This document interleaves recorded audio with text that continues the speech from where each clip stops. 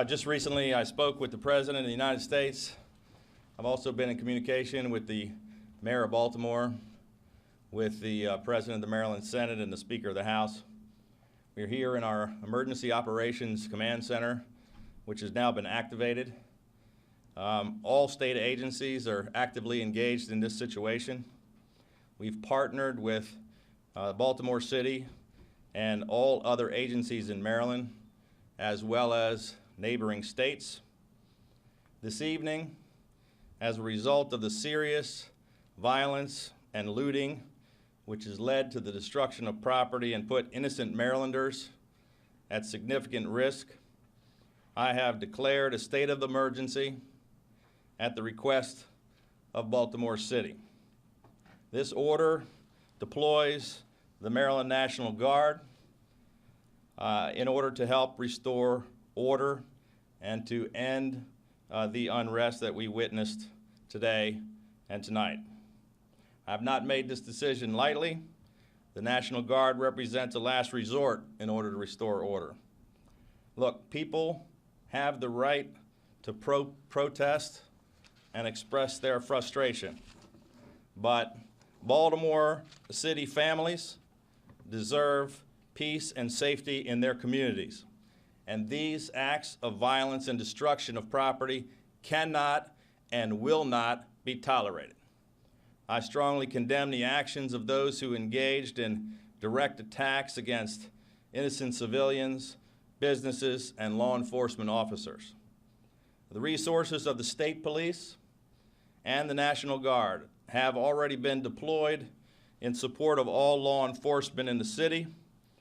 They will exercise disciplined restraint and provide the support necessary to ensure safety and to bring law and order to Baltimore City. We've got our entire team here. I'm going to turn the podium over here for a moment to Colonel William Palazzi, who's the superintendent of our state police. And then we will hear from General Linda Singh, and who's the Adjutant General of the Maryland National Guard, and also Clay Stamp, who is the Director of the Maryland Emergency Management Agency, where we are here tonight. So I'm going to start now with Colonel Palazzi of the State Police, and then we'll be happy to take your questions after everybody has spoken. Thank you. Good evening. As the governor said, I'm Colonel William Palazzi, Superintendent of the State Police. And the governor's actions today are huge. We have been here, along with many of our allied law enforcement, over 500 strong, since Wednesday, working with the city of Baltimore in various capacities, helping to maintain as much order as possible. As you've seen, many groups continue to splinter and move around the city of Baltimore, looting, committing crimes in certain areas, setting places on fire. Our mission has been and will continue to be the preservation of life and the preservation of property. I have had conversations this evening with Commissioner Batts. He certainly understands the scope of what has happened and that we're coming in with additional forces to assist. The governor's statement of, or declaration of the emergency order is big in that it allows us to branch out even further. We've already put out a request for up to 500 additional law enforcement from the state of Maryland regionally to come out and provide assistance, but through an EMAC request, which the MEMOP director will talk about in a little bit. We're putting out a request for up to 5,000 law enforcement from the regional area in the Mid-Atlantic to assist us as well. We are asking that they be equipped with the necessary equipment for their own personal safety, as well as to assist us in deploying things. Kind of a plan in the next few hours is to work with other local law enforcement leaders, kind of divide up the city into certain sectors, which we will then go sector by sector trying to protect, starting ideally with the hottest areas first, which we're waiting for that briefing from BPD right now, and then work in concert with the National Guard as they come on board to maintain security of those areas.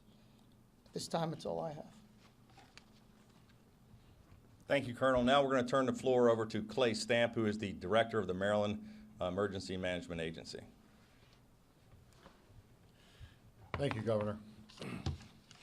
Ladies and gentlemen, the governor's been clear from day one. We activated this past Saturday at his direction to integrate our actions with the city of Baltimore as they dealt with this situation. We've had over 400 state policing agencies in the city working with them. Today turned another chapter, and as the governor said, he declared a state of emergency. This was done after the mayor of Baltimore declared a state of emergency. That means that they've exceeded their capability, and they actually need help from the state of Maryland to move in and to support their efforts to curb the situation. What you see here is a full court press.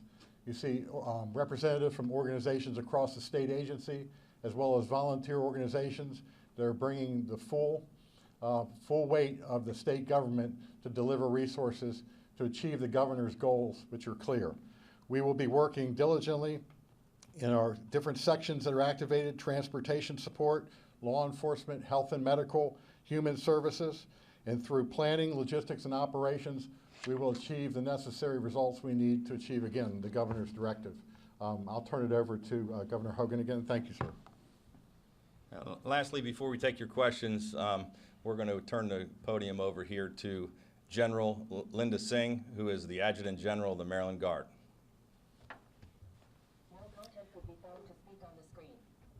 Thank you, Governor. As the governor mentioned, the Maryland Guard is actually going to be out in activation this evening. And what you need to understand is that he has access to our full complement that's here within the state, which means up to about 5,000 troops that can be put onto the streets to actually protect property and people. I would highly recommend that we all go in and take cover for the night and actually go to sleep and get some rest and let things settle down so that we can restore order to the city. We are going to be out in massive force, and that just basically means that we are going to be patrolling the streets and out to ensure that we're protecting property. We are in a supporting mode, so if there are any questions about martial law, this is not martial law. Martial law means that at that point the military fully takes over, so we are not at that point. I repeat, not at that point. We are in support of the police department, and we will be taking our direction from the police department as in where we're going to go out and support. Thank you. This time we'd all be happy to take any questions that anyone might have. Any questions? Governor, we hear from sources that there is an officer that is gravely injured in the city of Baltimore tonight. What's their current status? Well, I've heard about some of the officers have been injured. I haven't heard the exact medical status, but if there's anybody else that can address that, I don't think you probably have more up-to-date information than we do. I can tell you that the last report I had were 7 police officers were injured. It's something, as I said earlier, that won't be tolerated. It was one of the factors in us deciding we had to get in there and provide some support, I can tell you that. But we'll let you know as soon as we, does anybody here have any other updated information on the health? We'll try to get you the answer. Governor, with all the resources being thrown, who is actually in charge and will direct where the resources are going and what to do next? Well, the city has asked for us to take over. Currently, the state police superintendent, Bill Palazzi, is in charge. We'll be in direct communication with the city, with the mayor, with the city police, and General Singh will be providing backup assistance to the state police. We'll be coordinating the police from other counties around the state and from the other police that we get in from around other states in the region. Governor, when we put out that you had declared this state of emergency and the National Guard was coming in, a lot of the response we got was, finally, what took so long? What was the tipping point for you that made you declare this state of emergency? We declared the state of emergency, and I issued the executive order less than 30 seconds after requested by the city of Baltimore. So it didn't take us very long at all. I signed an executive order almost immediately as soon as we received the call, and then called the president. There was no delay whatsoever. We've had this emergency operations center activated since Saturday. We've had hundreds of state police on the ground. We've had every single state agency and local agency coordinated out of this operation already for the entire week. I've been in daily communication with the mayor and others in the city, and our entire team has been involved from day one. But frankly, this is a Baltimore City situation. Baltimore City was in charge. When the mayor called me, which quite frankly we were glad that she finally did, is instantly we signed the executive order. We already had our entire team prepared, In fact, I'd already called General Singh earlier in the day and asked her to get prepared to be called up.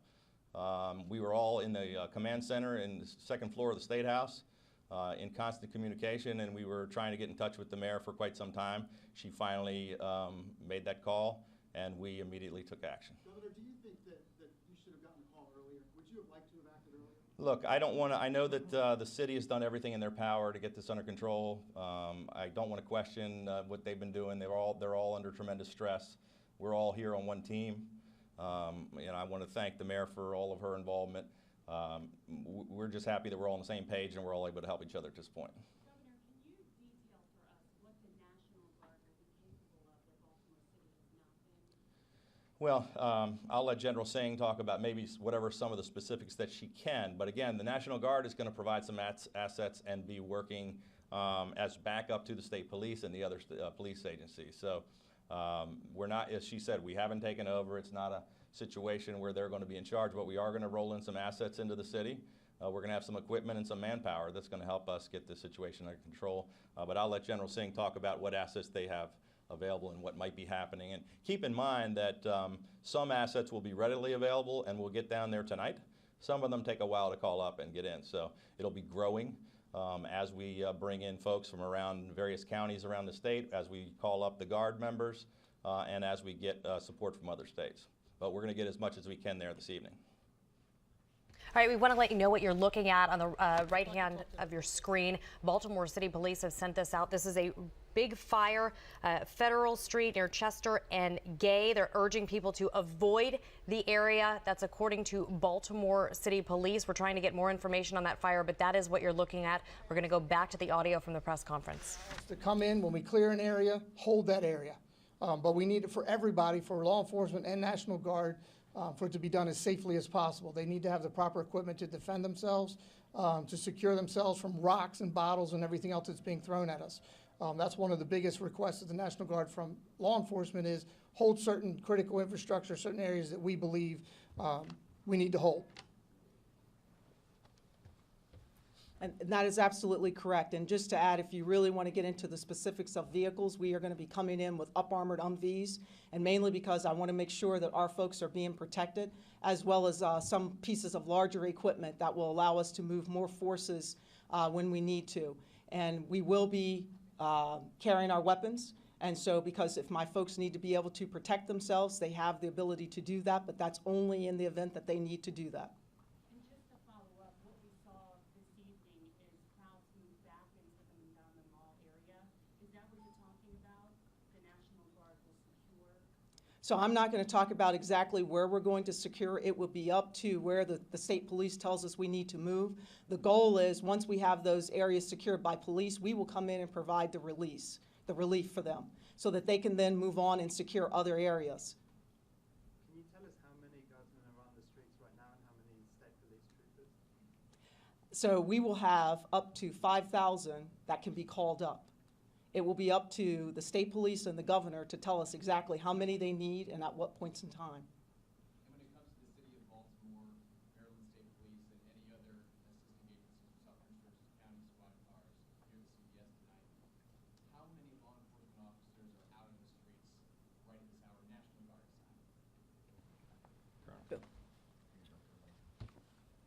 aside? General number, I'd say around 1,500.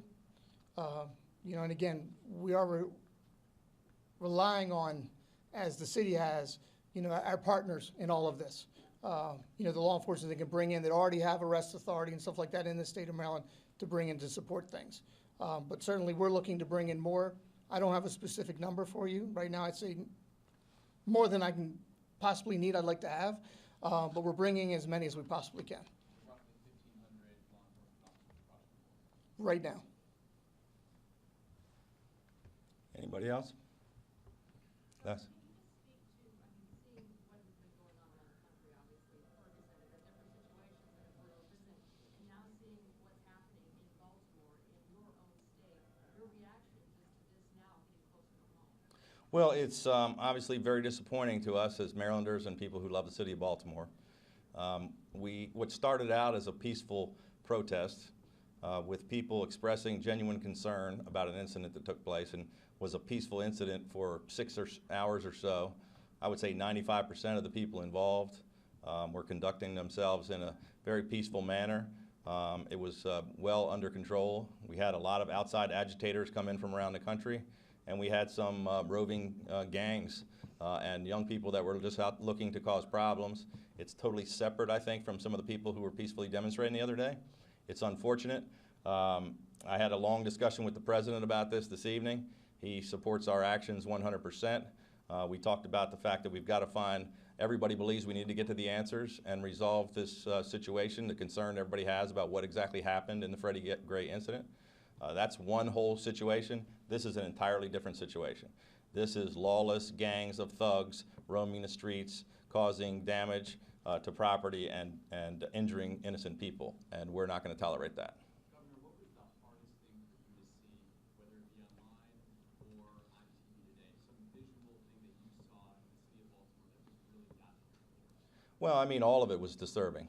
It's hard to say any one thing, but when you see when the law enforcement officers were hurt and injured, when police cars were on fire, when buildings were being set ablaze, it was very disturbing, and you know, we called everybody together in advance of the city requesting, so we were fully ready to engage immediately. Governor, it sounds like you're planning for this to go on for multiple days. Are you worried that you're not going to get this under control tonight? Well, we have no way of predicting. I can tell you this. We're going to put every available asset and as much manpower as it possibly takes to get this under control as quickly as we possibly can. And we're going to maintain the state of emergency until it's put to rest. Can you tell us what the president had to say in your conversation? He thanked me for the action, said he thought we were doing the right thing. He said, I assume that you and your team will be exercising due restraint. I assured him that we were. The last thing we want to do is escalate the violence, but I also assured him that we weren't going to stand by and allow our city of Baltimore to be taken over by thugs. And he said that the Justice Department was going to be, the new Attorney General would be coming into Baltimore, that we were all going to sit down and work together to try to see if we can't bring calm to the community and find answers in the case of Freddie Gray, but that was a separate situation, that he felt we absolutely needed to get control of our streets, and he endorsed the action that we're taking tonight.